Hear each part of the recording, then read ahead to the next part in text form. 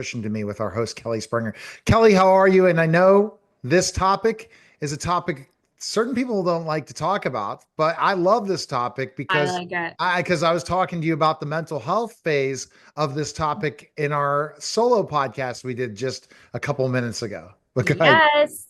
Yes. So we always talk about, and I'm going to introduce our guest in a second, but talking about poop is something that we need to do. And myself as a dietitian, my husband is a surgeon. It comes up quite often in both our lines of work. So get ready for a conversation that's about getting to the bottom of health, literally. Today, we welcome Nikki Golly. She's one of the only constipation nutritionists, a passionate health coach, and certified nutritionist on a mission to help people everywhere achieve happy digestion and a clear mind for a greater life.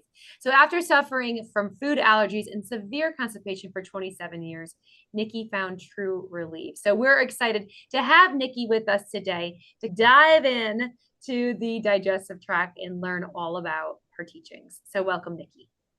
Thank you. Thank you for having me. Yes, let's talk poop and make everyone healthier. I love it. I love it. So, what happened? How, after 27 years, did you figure it out? I actually, similar to you, I have a nutrition dietetics degree. I went to school. I went forever. Nobody really talks about it. Nobody talks about poop, right? They talk about like how you feeling or what's happening, but I was sick. I was a sick kid. I was miserable. I had every allergy you could imagine. I was experiencing like arthritis symptoms when I was in middle school. Mm. Hindsight, I know what it is now, but I just knew that my knees hurt and that I couldn't do girl push-ups, that I was forcing myself to do boy push-ups when I was in school, and I was just miserable. And I used to joke that someone could sneeze across an auditorium and I'd get sick. And then, but nobody ever asked me about my digestion, right? I would get sick constantly. So then I was going to the doctors and then I would get antibiotics, which most of you know that antibiotics further trash your gut. And the whole time I was pooping like once or twice a week. But that was my norm. I didn't know. I didn't know what was wrong with me. I was like, this is normal, right? I'm supposed to feel bloated and uncomfortable as a kid. That's just a normal thing. It wasn't until I got finished my nutrition degree, I actually worked in a supplement store for many years, but I actually took a test and it was with Dr. Diadamo, and he was doing an eat right. He's the guy who wrote Eat Right for Your Blood Type. He Okay. was doing a kind of a test, just testing things out. And the clinician said, "Did you know there's a really high likelihood that you have a food allergy?" And I was like, "No." "What do you mean?" And I cut the food out. It was dairy. And I don't know how much you talk about dairy, but it was definitely a nemesis of mine for a long time. Cut it out, and it was like the skies opened up. It was like, wow, I started going to the bathroom every day. I started feeling so much better. Spring came around, and allergies didn't make me miserable. Like this time of year would have been, I would be awful. And having all the symptoms, like the itchy, watery eyes, runny nose, sneezing constantly, was like, none of those kind of happened, and was like, okay, we need to talk about this more. Like, how many people are talking about poop? Nobody. Let's jump headfirst into this and become the poop lady, which my poor husband has to deal with. Oh, I love it. So So valuable. I was, if you want to say fortunate or unfortunate or fortunate, I don't know either way you want to say it, but my daughter at 5 years old was diagnosed with SIBO, small intestine bacterial overgrowth. And Yeah. it actually displayed as a lactose intolerance prior to her getting diagnosed. And we were really lucky, like you, to get in front of a physician who was doing his residency and understood. He was one of like on the forefront of digestive health. So we're talking 13 years ago when people didn't know about SIBO and how the digestive tract worked and how all of this kind of combined. From there, I just got so excited about digestive health and have been able to learn. And so it's crazy. Neil and I were just talking prior to this podcast about its connection between mental health and how if your gut bacteria isn't in the right proportion and or if you're experiencing this, of how it can really interfere with all different aspects, like you're saying, from getting sick more often, brain fog, even into the mental health capacity. So Yeah. I just it's such a cool topic. Yeah, I work with a lot of people now in that are business owners, and I contribute it. And most people, again, no, most people aren't talking about poop, but most people aren't contributing it to energy level and getting stuff done in your business. So often I'll have people that are stuck in their business, sluggish, nothing's really working, they're not making the money they want, that kind of thing. And I work with a lot of women business owners, and I'm like, okay, so let me ask you a question that no one else is asking you. Like, where else are you stuck in your life? Like, how's your digestion? How are you pooping? Yeah. And it is shocking because what is happening on the inside is obvious, typically happening on the outside too. So if you're stuck and it directly correlates to your brain, you're like your second gut or your second brain is your gut, right? So really, if you're not digesting properly, you're not feeling good, it's going to affect what's going on in your head. You're just not there. You're not firing on all cylinders, as they say.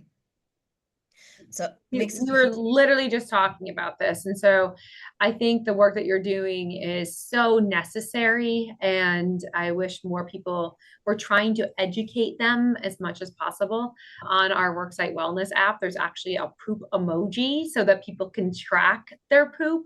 I know, Neil. Yeah, like it's for real. But it's funny because some business owners are like, can you take that off? And I'm like, sure, we actually can, but they don't want to talk about it. They're very uncomfortable talking about this topic. And it's so relevant to your health. Right. That's the crazy part is people are like, oh, it's such a taboo. It's such a weird thing. It didn't always used to be that way. Obviously, I've been in this realm for a long time. So doing some research, it wasn't until we started pooping in a closet, hiding away that it wasn't a common thing. Granted, I poop is still gross. Like I'm not gonna, yes, like I'm not saying to touch it or do anything else with it, but to have it a conversation, actually have people talk about it because it shouldn't be that taboo. If it's so taboo, that's why potty training is so much harder with people. That's why there's so many things because nobody talks about it. It's Mhm. something that is hidden in a closet. But if you just had that conversation, like, okay, just pay attention to what's coming out of your body because it's a symptom, it's just a symptom. So what your poop looks like is just a symptom of how your body's feeling. If you're constantly not going to the bathroom very often, things are stuck in your system. You're probably eating something your body doesn't like or is not processing, or you're not drinking enough water, which is like one of the biggest things that I Big talk app. about and I know you talk about being a dietitian, right? That Yep. water is so overlooked, but it's so important for just general digestion and yes, poop. It is. Hydration is a part of every single presentation that we do and emphasizing that. And I was just going to talk about too, when you were going in there, what was I just going to ask you? I just lost my train of thought because I'm like, I'm so into this topic that I can't wait to talk about it all. Oh, that's what I was going to talk about. So I was on a plane. This is probably 4 years ago, and we were heading over to Italy. My husband was reading an actual book, and it was about, like you're saying, centuries ago, where we had fermented foods and they understood how they worked and how we needed them for digestion. And I'm reading a People magazine about Gwyneth Paltrow and her whole thing. And I'm like, where did we go wrong between the book and understanding digestive health and fermented foods and fiber rich foods and all that to now we have Gwyneth Paltrow touting digestive health. So it's like we missed in between there of what we need for digestion. Yeah, it's sometimes it's not as glamorous, right? Talking about what's needed as far as digestion opposed to what's the famous fad? What new product can I take for digestion? When a lot of times it's like, how about we just focus on water? Are you eating fiber? Have you ever heard of fermented foods? Like those Yeah. kinds of things. Like what fermented food? When was the last time you tried a fermented food? For first, let's start the conversation. When did you poop last and what did it look like? Those are Yeah. those are some fun conversations, but it didn't used to be such a taboo. Granted, back there was like the Black Plague and those kinds of things, which was from fecal matter. So it's gross, right? It killed a lot of people, which is a sad thing. And we've gotten to, that's why we've moved more into flush toilets and that thank God. Like, I'm totally okay with it. I think it's a great thing to have flush toilets and have a closet, that kind of thing. But I think when we went too far into the Victorian era, that it was a complete taboo and nobody poops. Yeah. To, okay, you have to poop or you're gonna die. Like, those, we don't have to talk about it at every dinner conversation, but we Right. need to bring it back up so people know that it's important. So, Neil, did you know there's now a new treatment for a severe IBS and things like this that No, is taking fecal matter that you actually, it's called a fecal transplant. So you can use a healthy person's poop to actually fix your own digestive tract. oh my Yep. goodness. I It did not sounds know that. it sounds disgusting, but if you think about it, when a dog or something has their digestive tract is off, you'll see them eating poop. And it's to get that bacteria. I know believe me. So years ago, I At least had we're to not go out. prescribing people to eat it. It's all right, we're going to take it from one butt and put it into another. It's a little bit easier. Go ahead. So yeah, but it's interesting of what they're learning in the way of digestive bacteria and how it works and how we can replenish something. So an IBS symptom may be that we don't have enough of the digestive tract bacteria, and that's why we're having these symptoms. So people that have suffered for decades, just like Nikki, can actually do something like this that can literally cure their IBS. Mm, that's Yeah. crazy. And what about juicing? What about juicing, going on a cleanse of some sort? What are your recommendations on that, Nikki? Ooh, great question. So juicing is definitely a double-edged sword in my opinion. Because juicing can be great if you're going to do it as a fast or something like that. It can be really valuable for a That's lot what of I'm talking about. Like going yeah, to one of those places and say, yeah. okay, I'm going to do a juice for 3 days. Yeah, because you're typically inundating yourself with a lot of nutrients, especially depending on the juices. As long as you're getting it from someone that actually knows what they're talking about, you can inundate the body with a lot of nutrition all at once. The other side of juicing, and why I don't say that it's something that should be done all the time, in my opinion, is that you take out the fiber. And fiber's so valuable for poop, for digestion in general, for feeding the good bacteria. But doing a juice fast or a juice cleanse, I think, can be really valuable for from as little as 3 days up to even 10 days, something like that, to clean the system completely out, give your body a lot of nutrition, but also pretty low calories. Most juices are going to be low calories. They are going to have some sugars, which is going to be easier than for most people than just say a water fast or something like that. But Kelly, yeah, what is your take on juicing to clear it? So when you put the word detox with juice, that's not how the body works. Your liver actually needs protein to detox and go through from taking the toxins through. So just so we're all aware that a juice is not going to detox the body. Your body detoxes itself through true. the liver.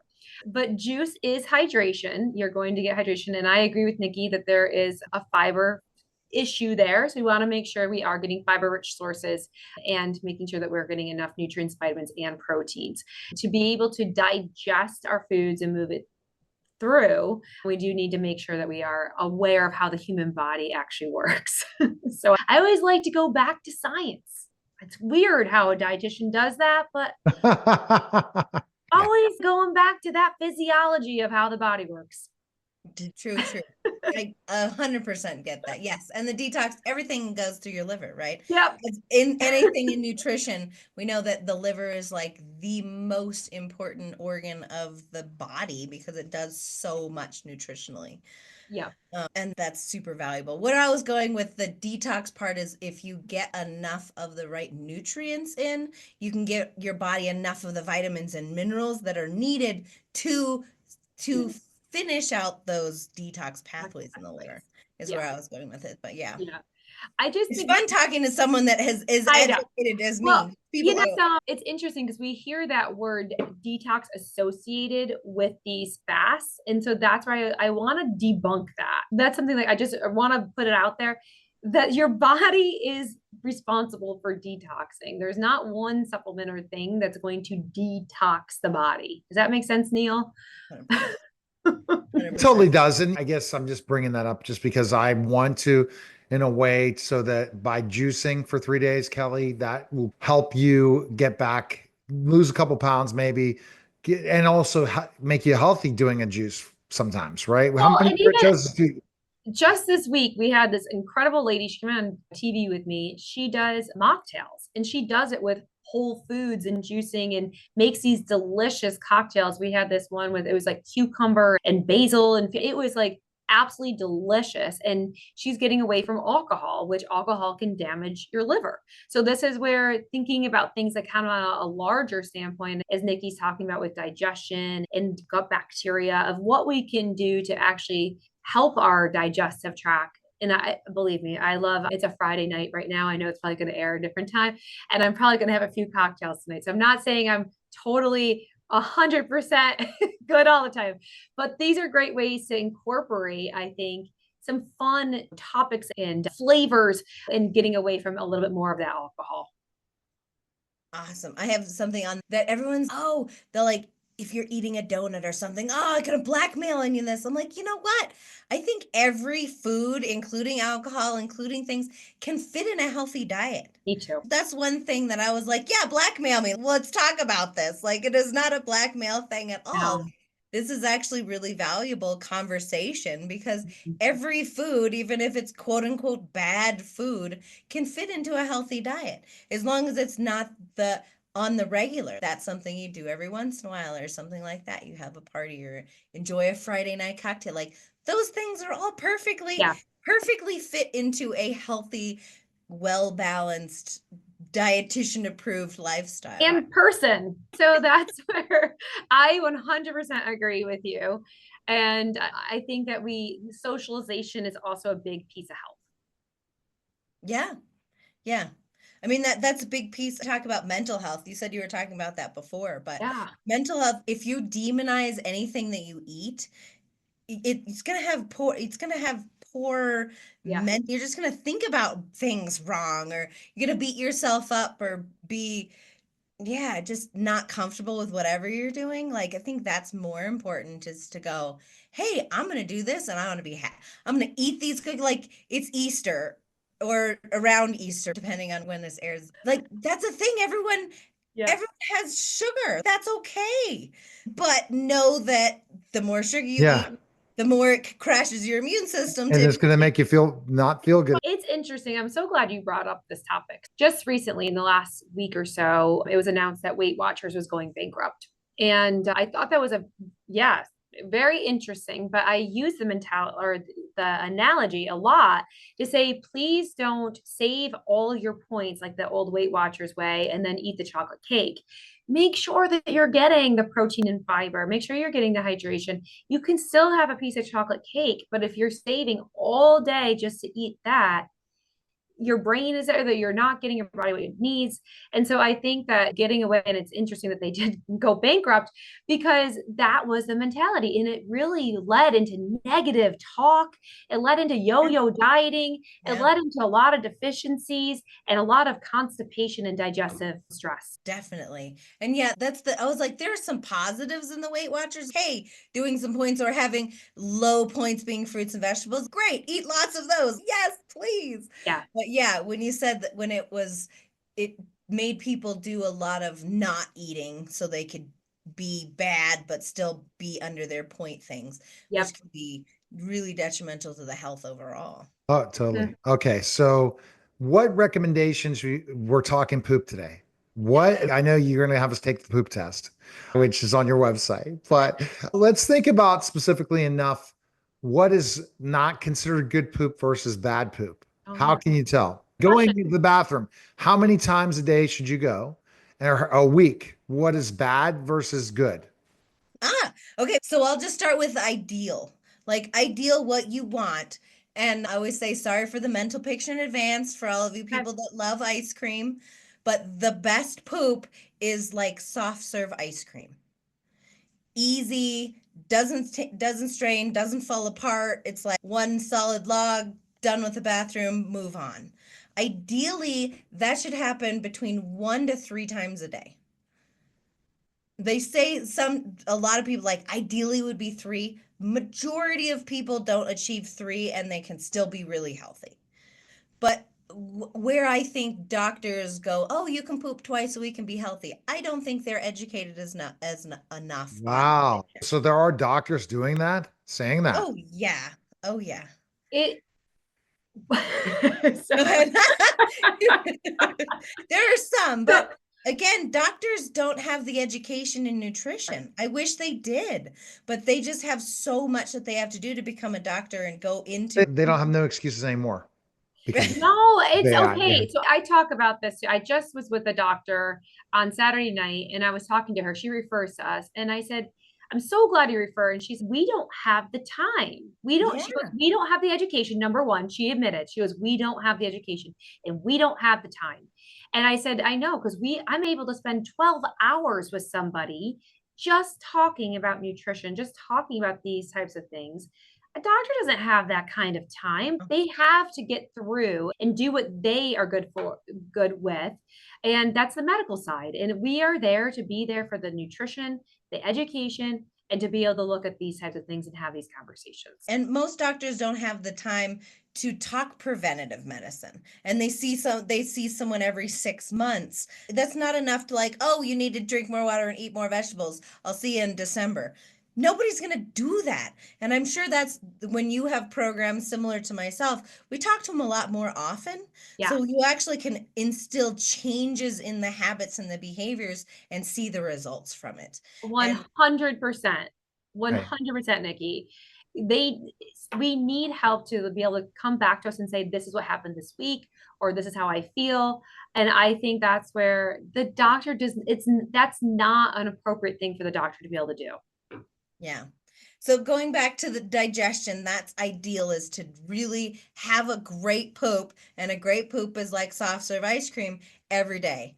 Twice a day, up to 3 times a day is great. If you're doing more than that, if it's falling apart, if you're having stomach pains, or you're not going to the bathroom more than, I would say, if you're not going every day, I would say it would be worth a conversation, because typically if you're not going every day, you have more of the constipation type symptoms. You probably have something else going on. I'm not talking about the person that once in a blue moon that you've traveled and you haven't gone for a couple of days. That's something different. I'm talking about the majority of people aren't going to the bathroom every day. Those people need to come talk to me, because there's probably something that you're eating. And then I know Neil had said something about it, but take the quiz. I have a poop quiz on my website. So my name's Nikki Golly. So just nikkigolly.com. I promise there's no gross pictures. Only questions. but like, what is your recommendation? Like when you've been eating bad foods, and I'll ask both this question for Kelly and yourself, Nikki, and you're trying to get better bowel movements again. Fiber, I know, is huge. One of the biggest things, but when you're cutting things out of your diet, is that going to help if it's bad things that you're eating, changing it, drinking more water, doing these types of things? What happens at first, Nikki? Because at first it's going to be weird for you making these changes. And I want Right. Kelly's answer to that too. So honestly, people typically try to change too much all at once, which I think is sometimes you're excited, like, I'm going to cut out everything. I'm only going to drink water. I'm going to do this. I'm going to do that. Like, typically make that list, do what feels good for you, but write down all the things that you're doing and pick out number one thing that you want to change, and start with that. So when the days get hard and you can't do all the things that you want to do, because typically most people can do it for 3 or 4 days, they're like gung ho, feeling great, having great bowel movements, and then day 4, weekend hits, parties come up, and then just throw everything. And it changes. So that's what I'm saying. Yeah. Is there changes in your body after you say, okay, I'm going to drink more water, more fiber? What's going to happen to you if you did that immediate thing? It's wild, Neil. You're actually going to feel better. Yeah, but it's at first it's going to be a challenge. At first it's going to be a challenge, right? It's going to feel different. The hydration thing's a big one, because it depends on what you Yeah. do for work too. I've worked with a lot of teachers and people that can't leave like the classroom or leave their, and so we have to work with that. And like Nikki said, Nikki, we're 100% aligned on everything we're saying. And I agree that you cannot change everything in a day, and little changes throughout and building those habits in. But hydration is one that you need to try to increase more and more as you go along. And same with fiber. So by incorporating more fruits and vegetables, you'll instantly be getting more fiber and hydration. Those Yeah. things will help as well. So little changes, like Nikki said. But as Neil and I were just talking about, when you do change and you do feel better, you are more likely to keep changing, and you Yeah. see how much energy you have, and the mental health is I increasing. love how you guys are not politically correct, but you're ducking this question. Like at first, when you make these immediate changes, your body's going to feel different and it's going to feel weirded a little bit, right? Because you're eating more healthy. Honestly, I think the thing that you said is the weird. Honestly, most people don't feel weird, they feel better. Good. But at first, Yeah, but I would say, okay, the things that are a little weird that change is typically you pee more and you have more bowel movements, which yeah, is weird for most people, like that yes, kind of thing where that you're that would going. be where, like Yeah. at one point I was big on fire. I was like, I don't want any more fiber bars or different, even though they're processed crap. I don't like this. I'm not liking this fiber because I was how I was feeling at that point. My digestion system is not the level. So if your digestive system is awful, I was about to use the S word, Kelly, but this is not. This is your show. Yeah, you can swear on No, I here. know, I know. You feel like shit, and so if you feel like shit, it's harder to cut everything out at once. But Yeah. that's where, again, being able to work with someone like Nikki or myself, like this is where it's so important to work with someone who knows what they're doing and to make these small changes consistently throughout. Like that's going to be the difference. And so, Neil, you're just trying to do all or nothing or add in the fiber bars. That's where Nikki and I would be No, I able don't to, even want anything processed anymore, so I wouldn't have a yeah. bar. But that's Good. where, but working with us, we can guide you. Yeah, And it's you have your own personal coach that is that's covered by right. healthcare. Come on now, and then if you want really a lot, then you work with Nikki. If you need someone that's going to beat you up, right? And That's you got the gloves on, not just. I'm pretty nice about what I do. I don't know. Okay. Okay. So we are running out of time. I'm going to take that segue. It was a great conversation. It was. Nikki, Thank take the poop quiz by going where? Go to Nikki Golly, NIKKIGOLLY, by golly. So nikkigolly.com. It's on the front page and it is the poop pop quiz.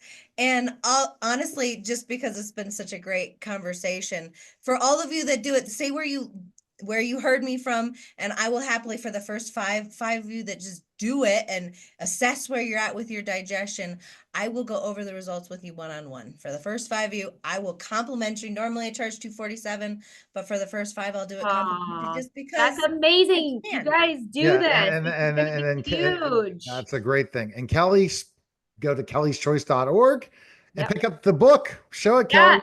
The new weight loss era. Go check it out on Amazon. Woohoo! Appreciate it, guys. Thanks Thanks, again. Nikki. Thanks, All Neil. right, that was a special simulcast Neil Haley show and Talk Nutrition to Me with Kelly Springer. Guys, take care.